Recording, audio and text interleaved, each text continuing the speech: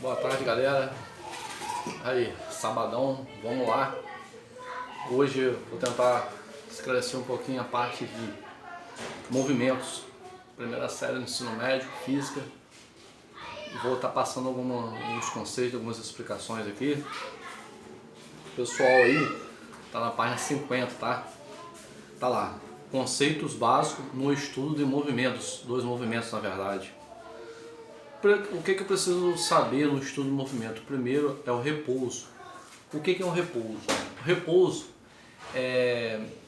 Para você saber se um corpo está em repouso, você precisa saber primeiro, você ter, no caso, um ponto de referência. Então antes de você falar, pô, aquele carro está parado ali na rua, ali, ele está em repouso. Sim, isso é correto. Só que em muitas situações nós precisamos saber se o objeto de estudo ele tem um referencial. Por exemplo, vamos supor duas pessoas dentro de um carro. Esse é o exemplo mais simples, eu acho.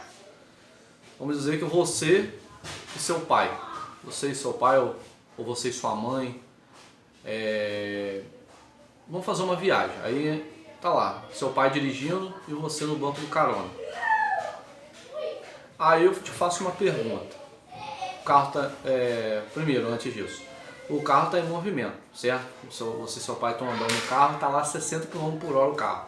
Tá, você e seu pai seguindo em direção a Gruçaí, tá lá, vocês dois pegaram o carro ou estão andando em direção a Gruçaí 60 km por hora. Aí eu te faço uma pergunta. Você está em repouso ou está em movimento? Você pode me falar logo de cara, professor, eu estou em movimento, o carro está andando a 60 km por hora. Aí eu te faço outra pergunta. Você está em movimento em relação ao quê? Se for em relação ao seu pai, eu te digo que você está em repouso. Porque você e seu pai, os dois estão no mesmo movimento de 60 km por hora. Então em relação ao seu pai, você está em repouso. Em relação à rodovia, a placa que está ali, o que for, aí você está em movimento. Mas em relação ao seu pai, você está em repouso. Porque os dois corpos estão se movimentando numa mesma velocidade. Outro exemplo é quem põe ônibus para estudar, quem põe ônibus para ir para a escola. Aquelas pessoas que estão dentro do ônibus ali, se for em relação uma a outra, todas estão em repouso. Mas quando se fala a pessoa que está ali dentro em relação ao marquise do ônibus, que o ônibus está passando lá, ela está em movimento. Então essa é a diferença entre repouso e movimento. E mais um pouquinho aqui sobre esse referencial. Bom, um referencial serve para verificar se um corpo está em movimento ou em repouso, para definir sua localização. Foi o que eu acabei de falar no exemplo do pai e do filho viajando para sair. E também no exemplo do carro, do ônibus aqui que você pega para a escola. E no estudo do movimento nós podemos falar, um corpo em movimento é aquele que varia sua posição no decorrer do tempo em relação a um referencial. Então, para saber o movimento, eu tenho que saber o referencial. Foi o que eu acabei de falar. Então, não se percam nessa simples definição de movimento e repouso. E vamos estudar também, aqui na página 52, para vocês acompanharem aí, no livro que vocês receberam, ponto material e corpo extenso. Eu vou dar dois exemplos que estão na página aí, eu vou ler junto com vocês, espero que vocês acompanhem a leitura, que é o objetivo que, quando eu passei o cronograma para vocês, é vocês fazerem a leitura e tentar entender. Eu vou fazer a leitura aqui e vou passar a interpretação para vocês do que é. Olha só, olha o exemplo aqui. Imagine uma corrida de cavalos em que aquele que cruzar primeiro a linha de chegada é o vencedor, mesmo que as dimensões do corpo do animal sejam consideráveis. Apenas uma parte específica de seu corpo determina a vitória. A ponta do nariz, logo. Então está falando o seguinte, vocês veem que a corrida de cavalo não chega, você vê que os dois quase que param ali, mas o que determina quem chegou primeiro está sendo a ponta do nariz do cavalo. Logo, um corpo pode ser considerado um ponto material quando suas dimensões não são relevantes. Então esse ponto material é exemplo da ponta do nariz desse cavalo na corrida, que está sendo usada como ponto de referência para ele ganhar a corrida. Então, repito para vocês, ponto material quando suas dimensões não são relevantes, quer dizer, o corpo do animal todo não é relevante, é a ponta do nariz dele, que vai dizer se ele é campeão ou não. E o outro exemplo a gente vê o corpo por extenso, o corpo extenso quer dizer, um veículo de aproximadamente 5 metros de comprimento, por exemplo, é um ponto material em uma rodovia de 100 km. Então, ele tem um veículo de 5 metros, é um ponto material numa rodovia de 100 km. Porém, se imaginarmos esse mesmo veículo em uma balsa para atravessar um rio, ele passa a ser considerado um corpo extenso, pois suas dimensões serão relevantes e influenciarão na quantidade de veículos que a balsa pode comportar. Então o corpo extenso é isso, é esse exemplo que foi dado da balsa. Dentro da balsa cabe tantos veículos. Tem um limite, o máximo de veículos dentro dessa balsa. No caso, a balsa vai atravessar o rio. Então é chamado de corpo extenso. Por quê? Porque as suas medidas são relevantes, no caso a medida do veículo aqui. Deu para fazer essa distinção entre o que é ponto material e o que é corpo extenso. Deixa eu ver o vídeo, está com quantos minutos aqui? 6 minutos. Então vamos lá, vou continuar, vamos ficar um vídeo tão grande aqui e vou estar continuando com a posição e trajetória. Bom, olha só, vamos lá. Página 53. Você já observou que nas rodovias a placa como a da fotografia ao lado, tá lá, BR 153, quilômetro 89. Essa placa indica o marco da quilometragem e corresponde à posição do usuário na rodovia em relação ao quilômetro zero, que pode ser definida no início da via ou na divisão de um estado.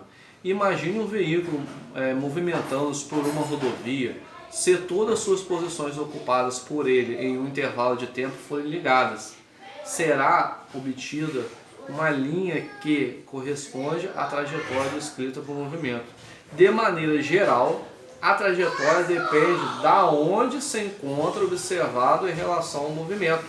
Imagina uma pessoa caminhando em um trecho retilíneo de uma calçada e lançando uma moeda para o ar, conforme ilustrado abaixo, desconsiderando os possíveis influências e resistência do ar. Se o referencial adotado por esse observador é em repouso em relação ao solo, ele verá a moeda executando uma trajetória curva com o formato do arco de uma parábola.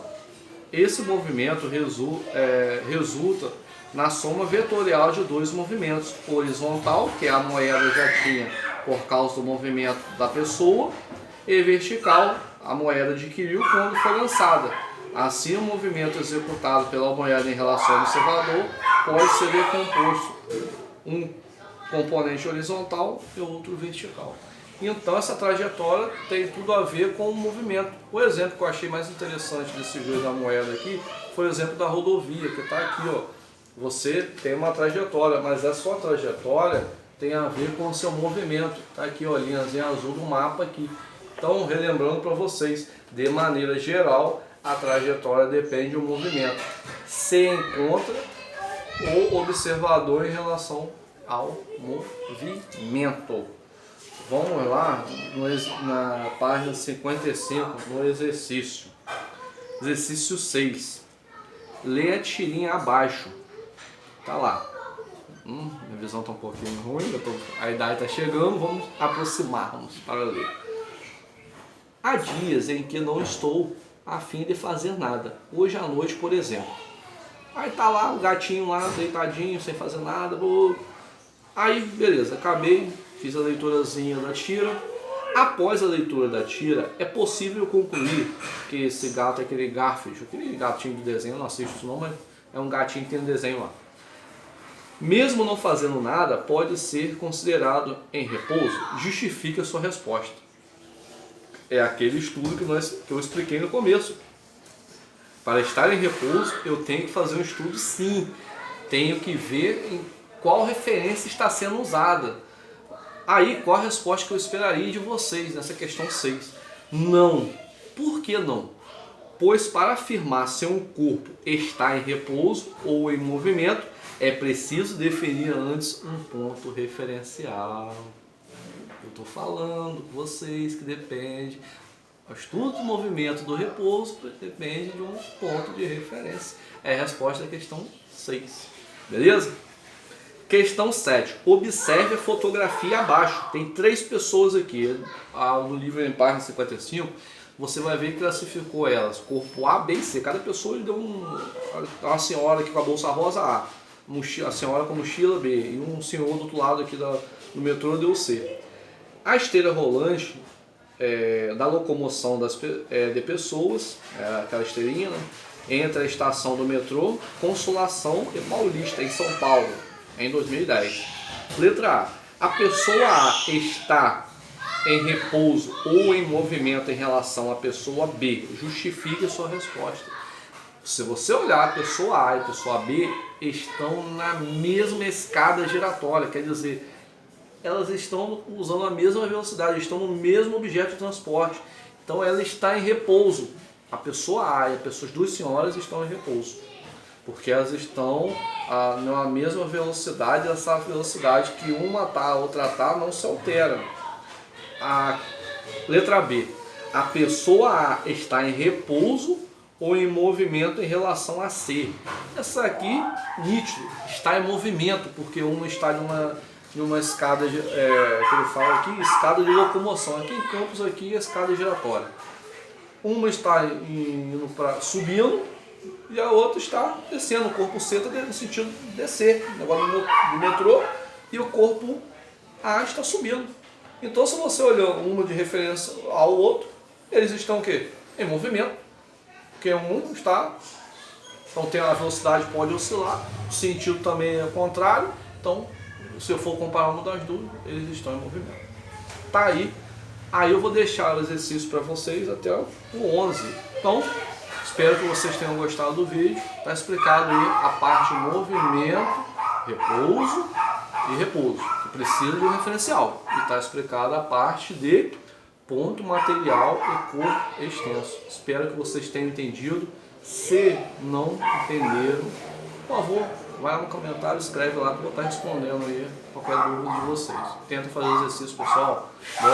Boa quarentena todo mundo, né?